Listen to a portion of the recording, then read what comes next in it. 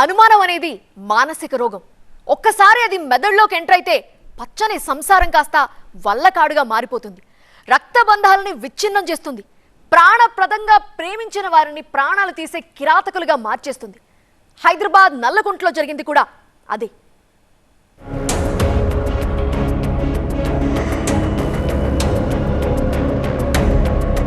ఒక్కసారి ఈ వీడియో చూడండి.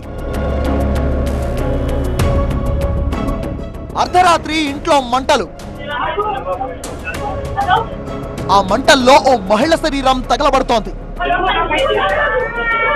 ఆమె వేస్తున్న కేకలతో అందరూ ఉలిక్కి పడ్డారు.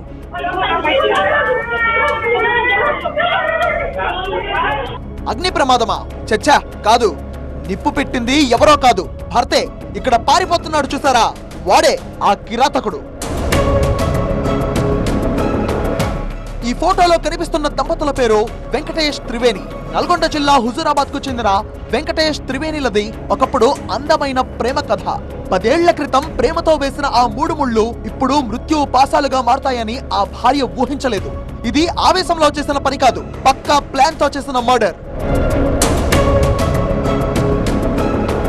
వెంకటేష్ త్రివేణి నల్లకుంటలో నివాసం ఉంటున్నారు. వీరిది కులాంతర వివాహం, 2 పిల్లలు, పచ్చని సంసారం. కానీ భర్త వెంకటేష్ ఆలోచనల్లో అనుమానం అనే పెనుభూతం వెళ్లూనుకుపోయింది. ఇళ్లల్లో పనిచేస్తూ సంసారాన్ని నెట్టుకొస్తున్న భార్యను వెంకటేష్ తరచూ అనుమానిస్తుండేవాడు. త్రివేణి ఎక్కడికి వెళ్లినా, ఎవరితో మాట్లాడినా వెంకటేష్ కు అనుమానమే. ఇంటికి కాస్త ఆలస్యంగా వచ్చినా, ఎవరైనా బైక్ పై దింపినా ఆ అనుమానంతో రగిలిపోయేవాడు Venkatesh.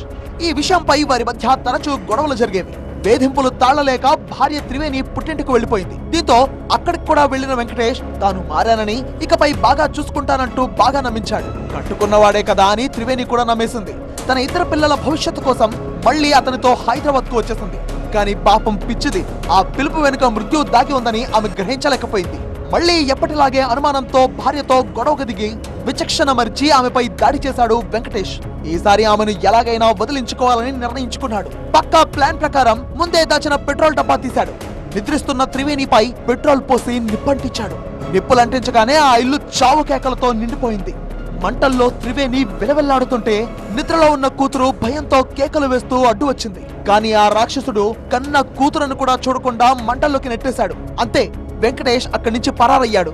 Near by petrol పంపులో petrol కొనుక్కొని ఆమె మీద పండుకున్న సమయంలో, ఆమె 2 పిల్లలతో కూడా పడుకోవడం జరిగింది రూమ్లో. ఆ పడుకున్న సమయంలో తెచ్చుకున్న పెట్రోల్ను ఆమె మీద చల్లి అగ్గిపుల్ల గీసి ఆమెను అంటుపెట్టడం జరిగింది. అతి కిరాతకంగా చంపాడు. సో ఇమ్మీడియట్గా ఆమె అది చూసిన తర్వాత చిన్న పాప ఇద్దరు బయటకు ఉరికొచ్చారు.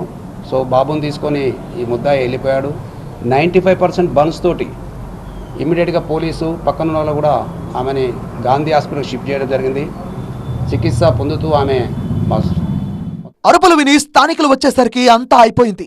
త్రివేణి ప్రాణాలు గాల్లో కలిసిపోయాయి. కూతురు స్వల్ప గాయాలతో బయటపడింది. అయితే నిందితుల్ని పోలీసులు అదుపులోకి తీసుకున్నారు. డైరెక్ట్ ఆమె మీద పోశాడు. బాబు పాప మెలకతోటే ఉన్నారు. సో ఇమ్మీడియట్గా మంటలేసే వరకు దే కేమ్ అవుట్, బయటికి ఉరికొచ్చేశారు. బాబు బయటకు రాగానే తండ్రి వాడిని నెంబర్ తీసుకొని పోయాడు. పాప బయటకు వచ్చేసింది. ఎక్సెప్ట్ డిసీజ్ వేరే వాళ్ళకి ఎవరికి ఇంజురీస్ లేవు. బాగా చూసుకుంటాను అని నమ్మించి తన కుమార్తెను ఇంత దారుణంగా చంపేశాడంటూ త్రివేణి తల్లిదండ్రులు కన్నీరు మున్నీరుగా విలపిస్తున్నారు. అనుమానంతో భార్యను హత్య చేసి భర్త ఇప్పుడు జైలు పాలవడంతో 2 చిన్నారులు అనాథగా మిగిలిపోయారు. చేసుకొని వచ్చింది, మంచిగానే ఉంది. ఆ బండి అమ్మేసుకున్నాడు అమ్మ చెప్పకుండా. ఇక అప్పటి నుంచి స్టార్ట్ అయింది వాడి ఇంట్లో గొడవ అయిపోతే అందరం చెప్పినాం కూడా. చెప్తే కూడా వాడు చేయలేదు. ఇక్కడ గొడవ పెట్టుకొని మనం తీసుకుపోయి పోలీసులు పట్టిస్తే పోలీసులు వచ్చారు, ఇంటికి వచ్చారు. పోలీసులు తీసుకొని పోయినారు. ఏం యాక్షన్ తీసుకోలేదు, ఏం చేయలేదు. మారుతాడు అని నమ్మిన భార్య ఇప్పుడు శవమైంది. నమ్మించి తెచ్చిన భర్త జైలు పాలయ్యాడు. పిల్లలు అనాథలయ్యారు. వీటన్నిటికీ కారణం అనుమానం. అనుమానం అనే ఒక పిచ్చి ఆలోచన ఒక నిండు సంసారాన్ని నాశనం చేస్తుంది.